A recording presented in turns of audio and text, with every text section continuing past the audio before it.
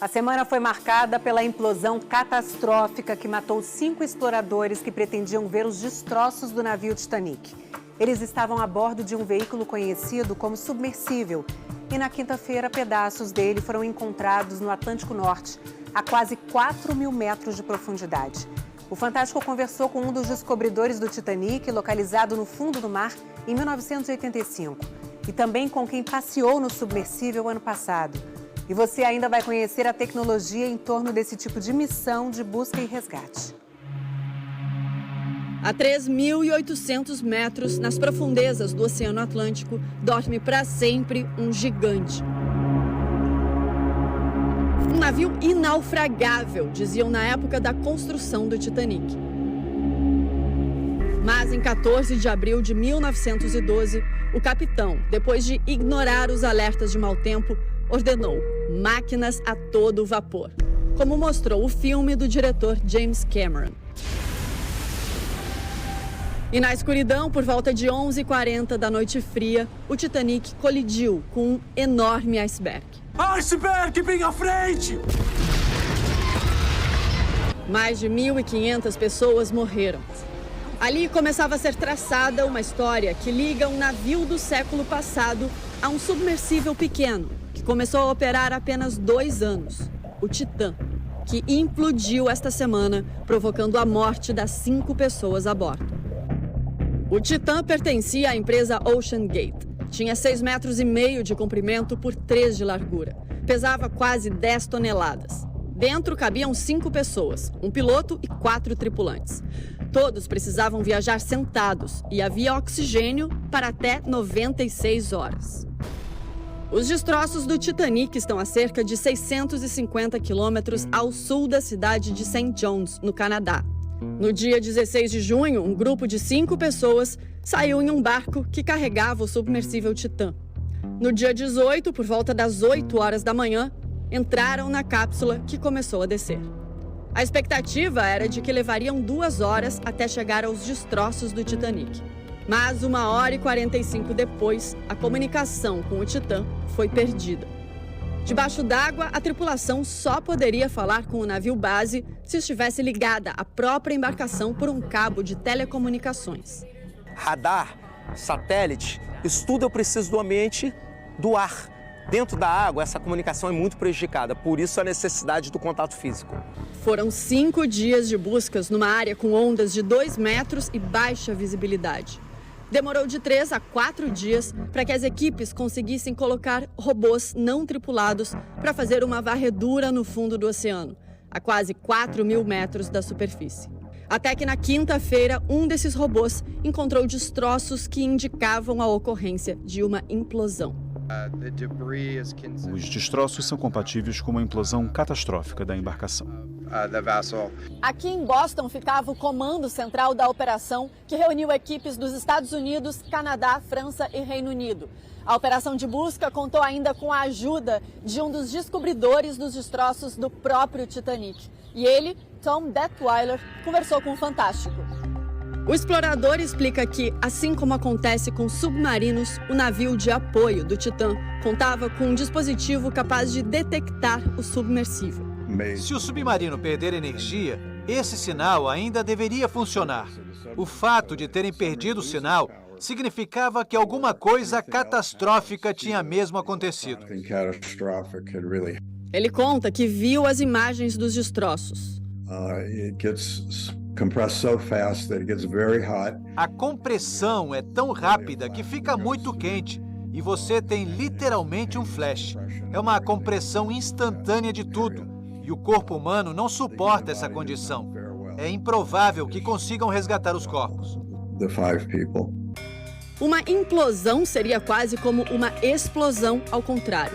No caso do Titã, o que pode ter ocorrido foi que a pressão da água esmagou o casco do submersível, comprimindo-o para dentro.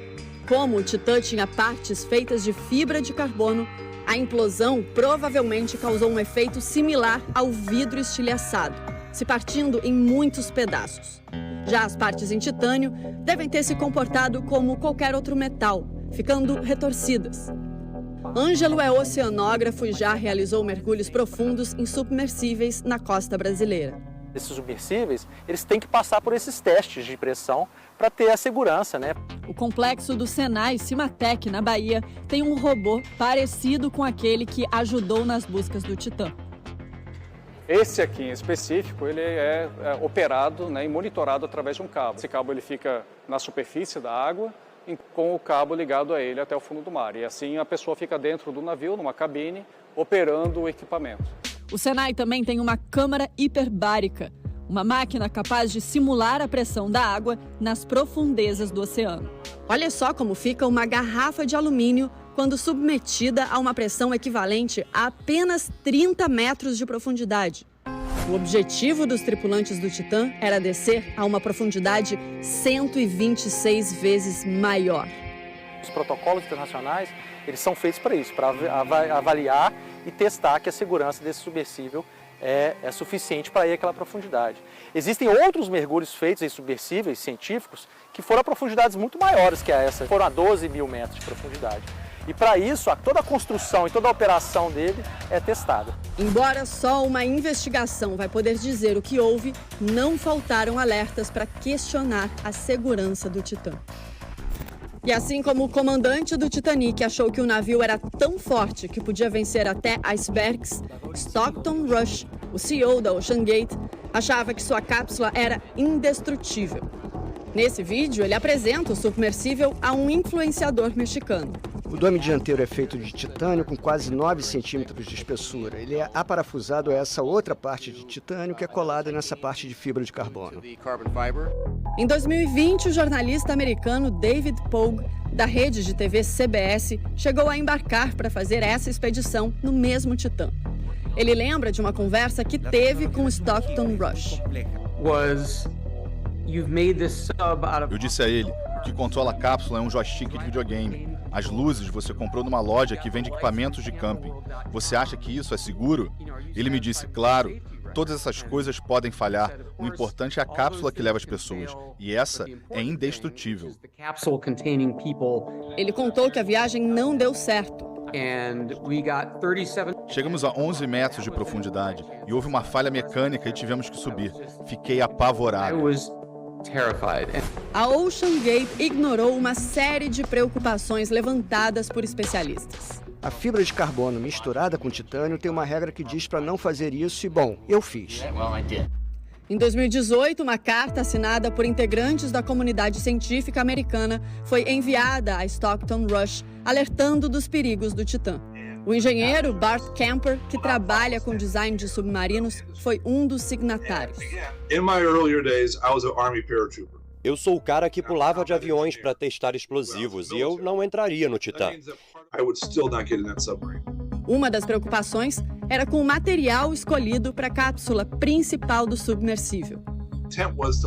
Estavam tentando deixar o submersível mais leve. Para isso, usaram fibra de carbono.